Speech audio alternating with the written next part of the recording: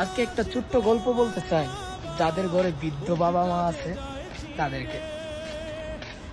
একদিন শরীরের প্রত্যেকটি অঙ্গ প্রত্যঙ্গ সবারই মনের মধ্যে একটি প্রশ্ন জাগলো যে হাত বলে আমি সারাদিন এত পরিশ্রম করি, পেটের কাজ কি? পেট শুধু খায়।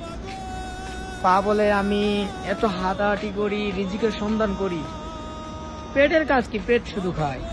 এভাবে চোখ, কান, নাক, সবার অভিযোগ। আমি মস্তিষ্ক বলে আমি চিন্তা ভাবনা করি, আমি এত একটা দায়িত্ব পালন করি, পেট কি করে? পেটের কাজ কি?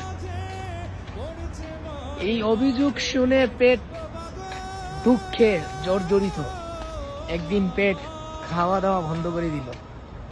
পেট যখন খাওয়া দাওয়া বন্ধ করে দিল, তখন ধীরে ধীরে হাত পা দুর্বল হয়ে আসলো।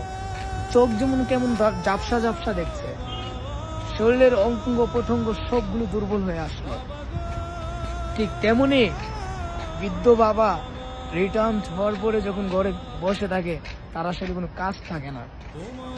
কিন্তু এই কাজ ছাড়া ব্যক্তিরা যেদিন চলে যাবে, সেদিন বুঝতে পারবে যে মাথার উপর থেকে কত বড় একটা ছাদ তুমি হারাই ফেলছো।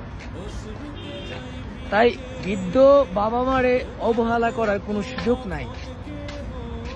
এই বৃদ্ধ বাবা মা আর এই বৃদ্ধ বাবাটাই জীবনের লাস্ট দিন পর্যন্ত আপনার ভালো চায়, আপনাকে সফল দেখতে চায়।